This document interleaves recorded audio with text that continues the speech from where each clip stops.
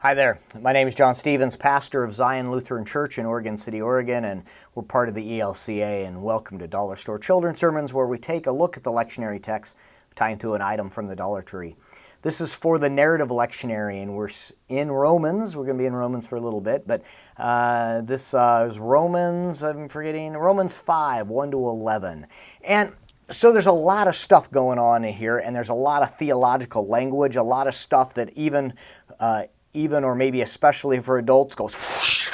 I mean, all kinds of stuff about since you were this and since you were that and this and that and this and that and that. And Paul, like when he talks and he starts working the whole Roman, the Rome and Greek and this whole idea of how do you do an argument, it gets a circular.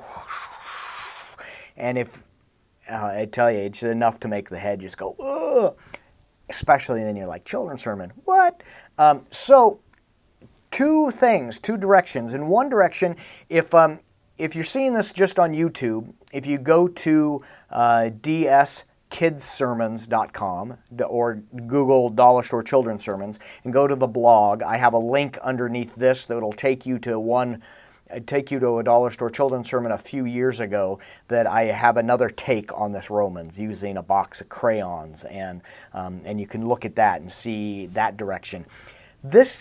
When I read this text this year, or this time around, what really rose up for me was that word peace, that we've been given the peace of God, that God has made peace with us. And this idea of what Jesus has done on the cross and what Jesus has done for us and for humanity, that there's a peace that has been given. And there just seems to be a theme of that all the way through Scripture as well, but especially through the Easter season. I'm thinking about this when Jesus appears to the disciples in the locked room and he breathes on them and he says, "Peace be with you." And there's sort of this idea that God is working in and through us for this peace that surpasses all understanding. And so that's where really I'm getting. That's the word. You could call it Lectio Divina. When you listen and you read texts and you listen for a word or a phrase that comes up to the surface. And for me, it's this idea of peace. So for my children's sermon, I'm looking at what are some of the different ways that we greet one another? What are some of the ways that we share the peace? Some of our kids a few years ago was like, I chuck you a deuce. This idea that this is two, this is a deuce, but it's a way of sharing peace. Chuck you a deuce, yeah. And then peace, man. You go back to the, yeah. I've got Old Lutheran. OldLutheran.com has a pass the peace foam fingers. I'm pointing over there because it's actually over on my. Anyway, it's over there. But it's this big foam fingers. Share the peace, or you have handshakes that they do. You shake, shake, shake, snap, all kinds of things. But when we share the peace, when we greet one another, and Paul always says, I greet one another with a holy kiss. And there's different ways that we greet one another, and they're important ways. And when we share the peace, we're not just saying hi. God is present in that place.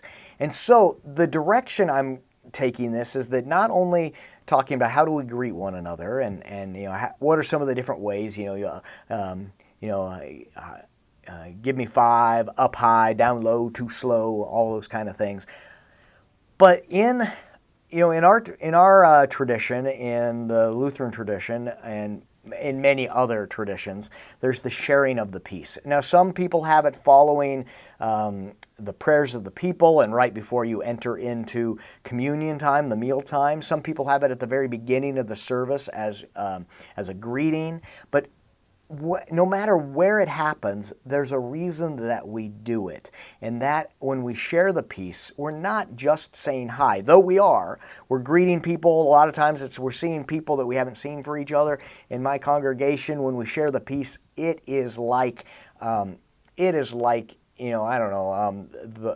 running from the bulls. It's just chaos. It's a New Year's Eve party. It's like it is full of joy and wonder and excitement, and it's not peaceful, but we're sharing the peace, and it's a beautiful thing. And we do that for a reason, and we do that before we come up to the table so that we might get right with one another, and it moves the spirit of joy that gets lifted up. And so focusing on why do we share the peace and what happens there, and it's that we are called to seek out our brothers and sisters that we might need to say, hey, please forgive me. We seek out the people that we haven't seen so we can say, oh, I'm so glad to see you. I'm so glad you're here. And because when we are gathered, when two or more are gathered, Christ is present in our midst. God promises that, Christ promises that, and so there's something more that happens when we share the peace, that God comes and God makes peace with us. So all of these kind of things that are going in and dancing around. So that's the focus that I'm going with this year on the children's sermon. Again, if you want another facet of the diamond, you can look at the link that's below here and take a look at using the box of crayons that as we're called together. But this is the springboard for me that I'm going with, looking at the peace that God has done and how sometimes it surpasses all understanding, and yet God still is present in our midst. All right, thanks for stopping by. I do hope you have a fantastic week, and we'll see you next time.